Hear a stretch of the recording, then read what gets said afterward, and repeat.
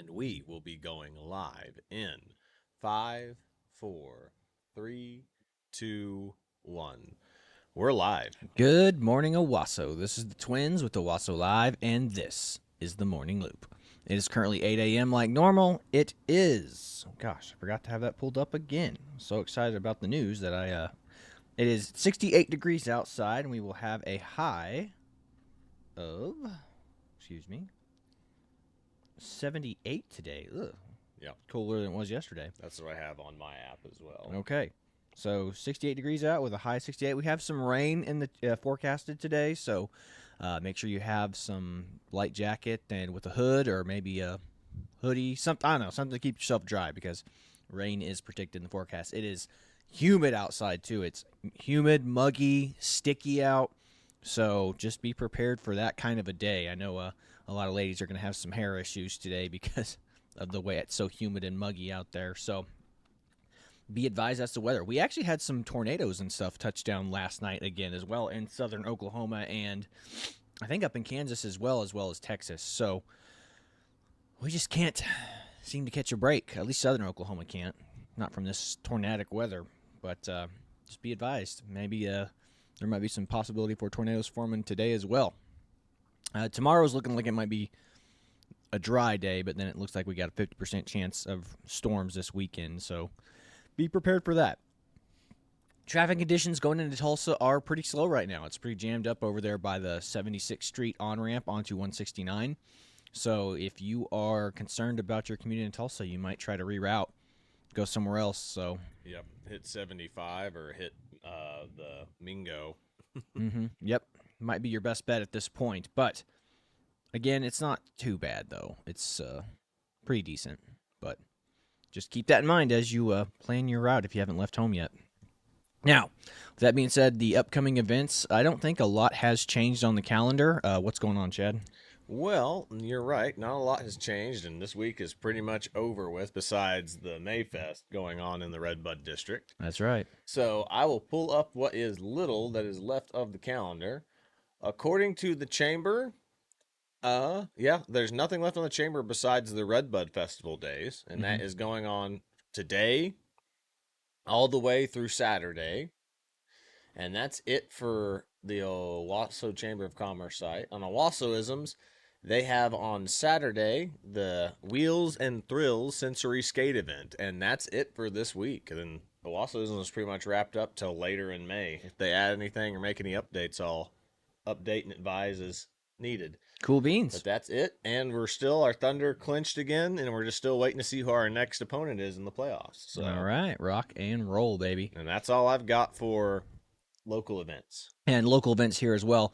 Again, there will be no show tomorrow. We are heading out for training this upcoming weekend, so you will not see the show tomorrow morning. So just check the live stream on your own time and make sure you're traffic commuting in Friday. But then again, Friday, there's never really been a real traffic jam issue, so I don't know what it is about Friday. I guess a lot of people are just working from home now. So, Yep. With that being said, we'll move to more national news. So, I navigate my social media. I navigate what's going on in. Obviously, we're perpetually online. We're perpetually on YouTube now. And I was scrolling through Facebook the other day, and somebody I know posted a video about how these people need to go out and support all of these pro-Hamas, pro-Palestinian protesters, and how it's a grassroots campaign, and these kids deserve our support. And I'm here to put down the counter narrative, the truth. These protests are not grassroots. These protests are not student led. Again, we've told you already that Qatari money is funding these protests.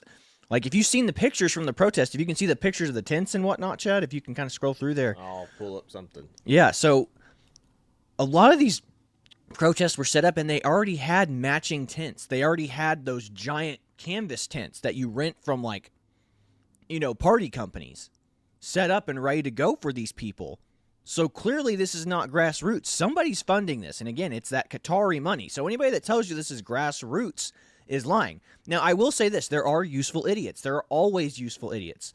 There are college students who you're going to walk up. Seriously, all you got to do if you're in college to get a bunch of people to show up is say there's free food and say that you can skip class for some type of cause. And you go to the liberal arts college to do it. Or you go to the art classes. And they'll walk out and be like, yeah, I don't need to worry about my silly art theory assignment. I'll just go and do a protest with you guys. Done. You've got your protesters. You just weaponize people's empathy. Like I said, that's why it's so many chicks out there. That's why that video we showed you the other day, those girls like, what are we out here protesting for? I know we're here to stand up for Palestine, but why are we protesting against our university specifically? What did they do? Yeah, exactly. And they're like, I don't know. We just need to get more educated on it. It's like, yeah, because your university's on your side. You're just protesting to protest. And these, so again, like Qatari money's funding this, but all those protesters were arrested. They broke into a building at Columbia University, right? Mm-hmm. So they broke in, smashed the doors with hammers, destroyed the building as best they could, and then they set up barricades so no one could come in and get them. All these kids were arrested. And I say kids. It turns out they weren't kids. Some of them were. Don't get me wrong. Some of the kids in there were students. But guess what? The vast majority of people arrested were not students and were not affiliated with the university. This is more Antifa, Black Lives Matter people who are just using this crisis and chaos to go in and cause more chaos. Yes.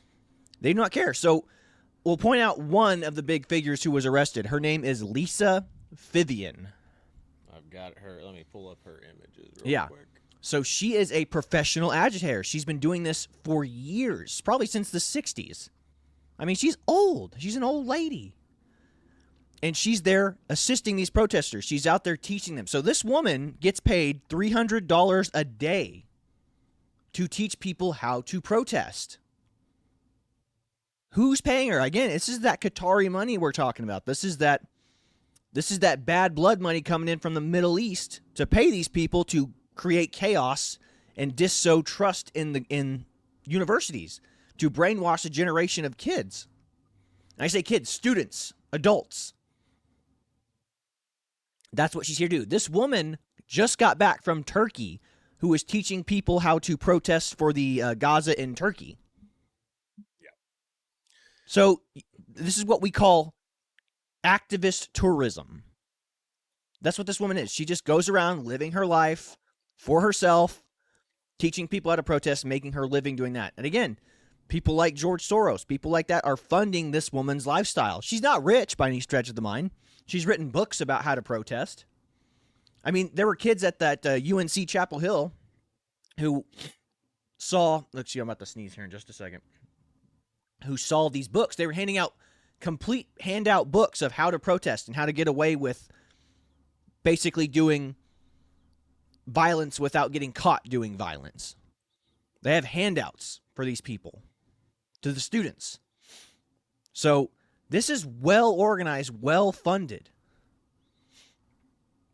Yeah, and this chick, she's one of the people that were arrested.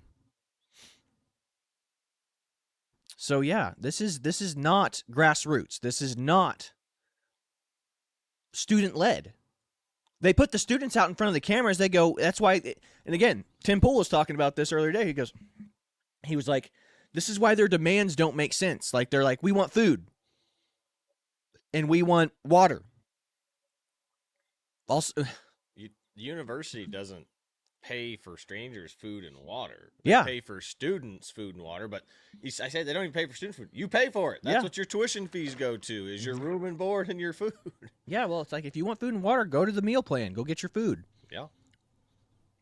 But yeah, they know the minute they leave, the police can come in and overtake the area. That's why they don't want. So these are, again, that's why they let the students come out, but it doesn't make any sense, their demands. Like, it's all about ideology, this is not about Gaza. This is not about helping the Palestinians. This is just about creating chaos on campus. That's why none of this makes sense.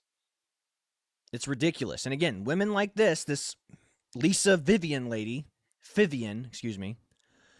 are just bad faith agitators. And she's one of probably many, because again, they arrested a crap ton of people. And guess what? None of them were affiliated with the university. None of them were students there. There were some students that were arrested in the chaos. But again, that's what we called the useful idiots. They were just going, I assume this person's affiliated. They probably thought this lady was an instructor at the school. And they were just like, oh yeah, if we're with a teacher, then no one's going to say anything to us. Again, this is what they do. This is what the left does. They just take control of the chaos. And you have a bunch of kids who actually go to the university who have no clue what's really going on. They're just like, I was just here for the protest. And this is why mob mentality is terrifying. Because people will just do stuff. Somebody will say something and start chasing after somebody. They go, he hit somebody. It's like, oh, well, we better grab him and give him to the authorities. Despite the fact the rest of the mob has no intention of giving somebody to the authorities. Like, oh, no, it's vigilante justice time, baby. So, yeah, this is nuts. But yeah, this woman, bad faith actor, getting paid $300 a day to teach students wherever she goes. So she's traveling the country, getting paid to teach kids how to protest. Heck, pay me $300 a day. I'll travel around and teach people how to be American. But yeah, this is ridiculous. So I guess there is a little bit of... so a lot of these people were arrested, which is good. You know, and like the counter narrative to this video I saw the other day that this person posted... We're just like, this is the weaponization of the police against these peaceful protesters. Like, going, well, clearly they're not peaceful if they're breaking an entry. Yes, and the other part of this is too that I know you've already touched on it, but it just needs to be hit on again. Is one, half the people there who were arrested weren't students. Yeah, literally probably over half at some points. Mm-hmm. So they're not students. So this can't be grassroots. If you're a non-student protesting at a university, that makes no sense. Yeah. Because you don't have a stake in the university. What does it matter? Two is protesting has never been so easy, except when it was back in the 60s when you're being attacked, having dogs sicked on you, being sprayed with fire hoses. That doesn't happen anymore. No. The worst is a couple of people get arrested and maybe tear gassed, and that's about it. Well, I think Steven Crowder talked about this. He was talking about how nobody liked these protesters in the 60s either. Like, the famous Tennessee, or was it the Kennesaw State where they shot all those kids? Yeah, it's Kent State. Kent State. So, the protesters there were already violent. People had gotten killed there. That's why the National Guard was sent in. Yes, that's the thing. With video now, you can actually see what goes on. All we have is what we was taught in school, in high school. Yeah, and they show you the image of that girl putting the flower inside the barrel of the rifle. And they didn't tell you is, they had been throwing rocks and Molotov cocktails at the guardsmen and the security forces there anyway. Yeah, they were conducting field training exercises to learn how to safely conduct these maneuvers through the university out in the field, and they were being attacked and had rocks thrown at them while they were conducting these maneuvers out in the field. Yep. So the story isn't what we see. The picture is worth 1,000 words, but if the words the context around that picture is false, then the picture is meaningless. Yeah. I mean, how easy is it for a girl to put a flower inside the barrel of a rifle and it'd be like, that's the image. I mean, that's the famous image of the 60s and of that protesty area. It's like these kids were just trying to create peace. Put the flower in the barrel of the rifle. That's peace. And then they opened fire and killed them all. It's like, no, not even that many kids got killed when they opened fire. Yeah, it's. But they would have you believe it was worse than Tiananmen Square. Yeah, it's kind of like the John Adams. Did you watch the John Adams HBO series?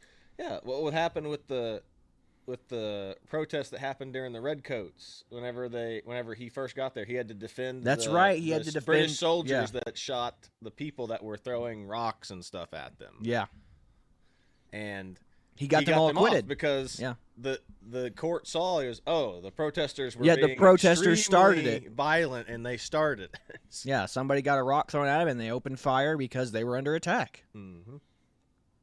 Hashtag the British did nothing wrong.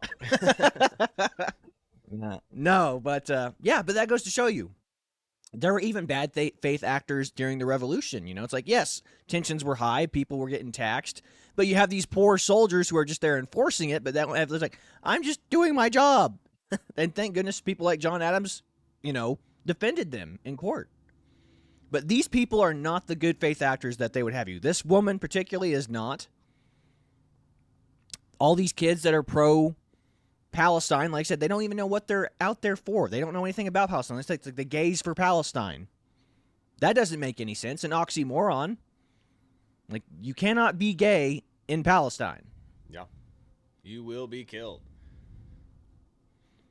So. And that's another thing is Tim Pool posted Palestinian flag that's been changed to have The rainbow logo on yeah, it. and a bunch of Palestinian people are freaking out about it. They're like, no. Yeah, well, that's because Islam hates gays. There's no other way around it. They hate them. Hate them. So that's where you're at right now. So there is a glimmer of hope in all of this.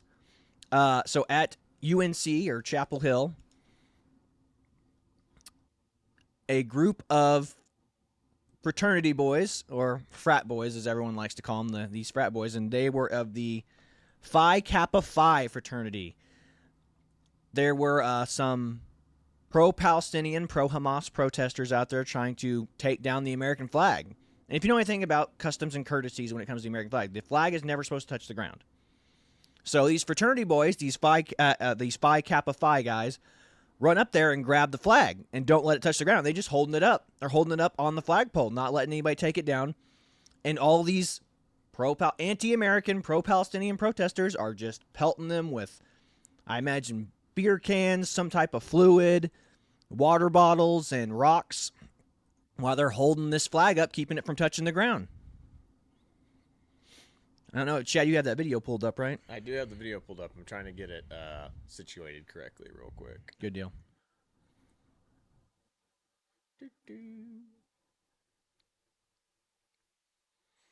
But yeah.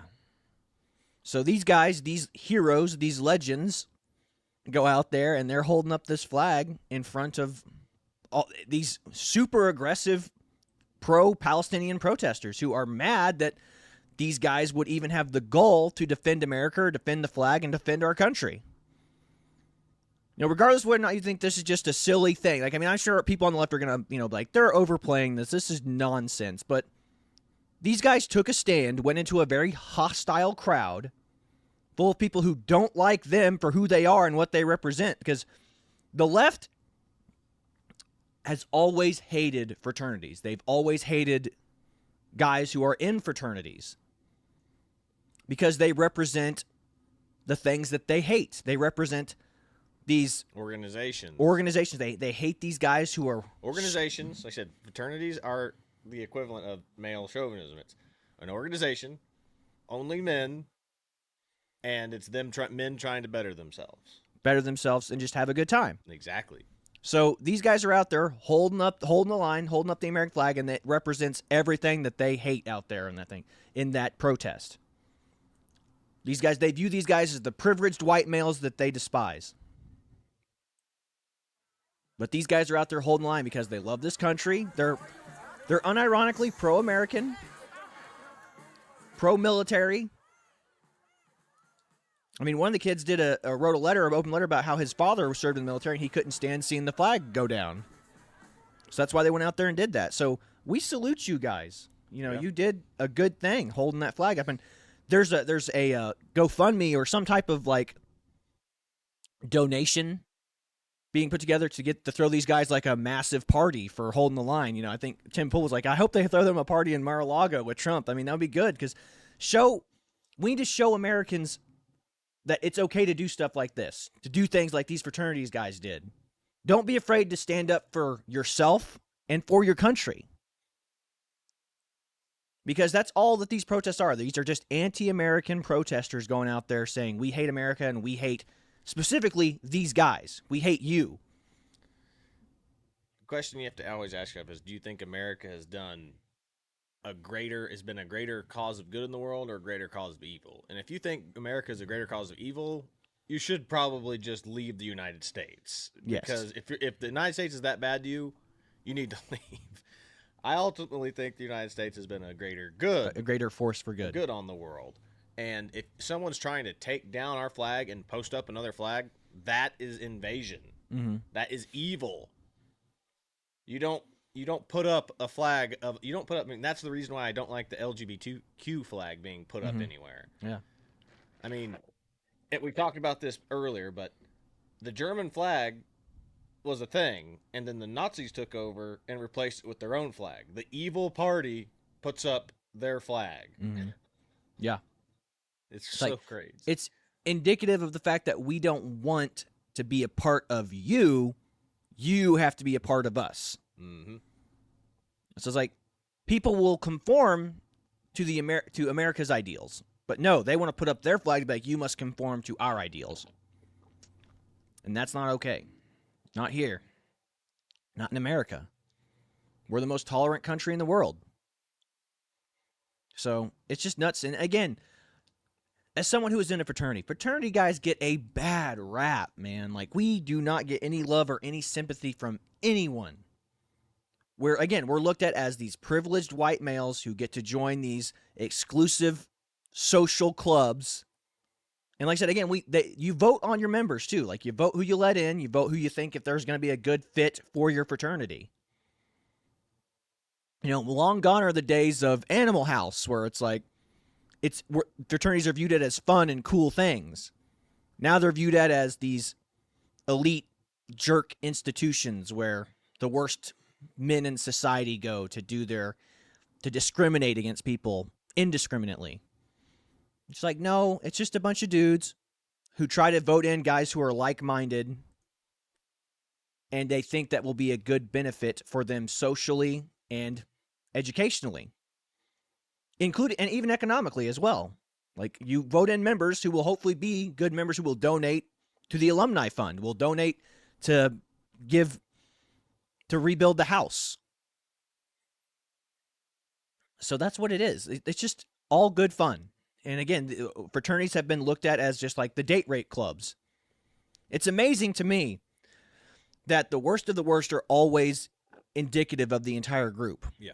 So when America, like, the left gives zero charity to anyone. So America, if America does one thing wrong, this is indicative of America. Well, racists are all indicative of America. The single guy there's one guy in an entire fraternity house, like a house of like 50 to 100 dudes. One guy, you know, what do you call it? Is indicative of, yeah, let's say does a date rape thing. It's like, that's one guy does that. And go, well, that's like the whole house. That's part of their culture. Yeah, it's like, that's indicative. No, you have no idea that if the house could have beat the crap out of him and expelled him. Even when I was in a fraternity, we expelled members who did bad things. Constantly. You kicked him out of the house. Or you tried to, at least. Yeah. So that's the way it is. Like, people are just like, there's no judge. It's like, no, they're like, fraternities are like any other thing. We have PR. Like, it's like, yeah, no, this person does something bad, we don't want them affiliated with us. Mm-hmm. Well, you say that. The left will grant that for every organization except for, I think, one. They'll grant it. There's one organization that the left will never, like, downside, despite the fact that has more, I would say, sexual assault allegations than any other organizations. You know what that is? Pedophiles or gay men? No. Well, that too is teachers. Yeah. Schools, public schools. Yeah. Doesn't matter how many, teachers, assault a child in a school. Teachers in public schools are still a complete and good benefit to society. Yeah. So the 1% of you can find something wrong with the 1% or 10% of all organizations, all groups. Like, 10% of this country is really bad people. 10% of teachers are really bad teachers. 1% of fraternity guys are bad dudes.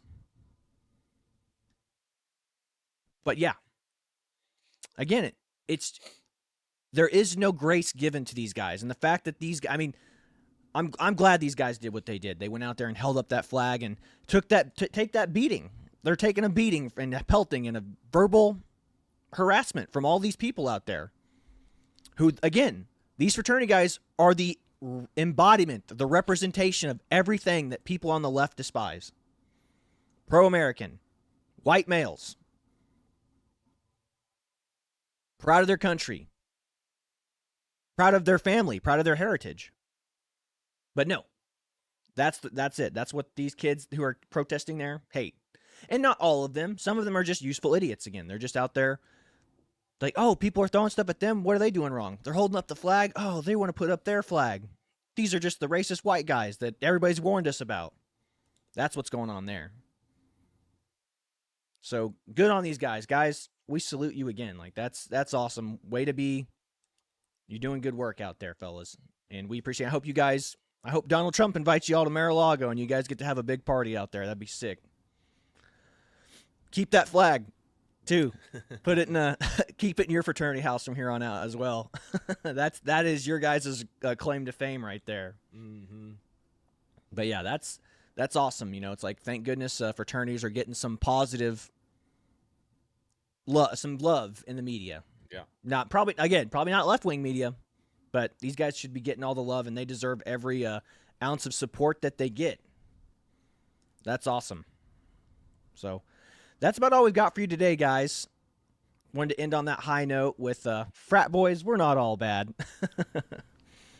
But yeah, good on those fellas. And that's about all we've got for you today. This has been the Twins with Owasso Live. This was the Morning Loop. We are signing off. God bless y'all, everyone. See you later, everybody.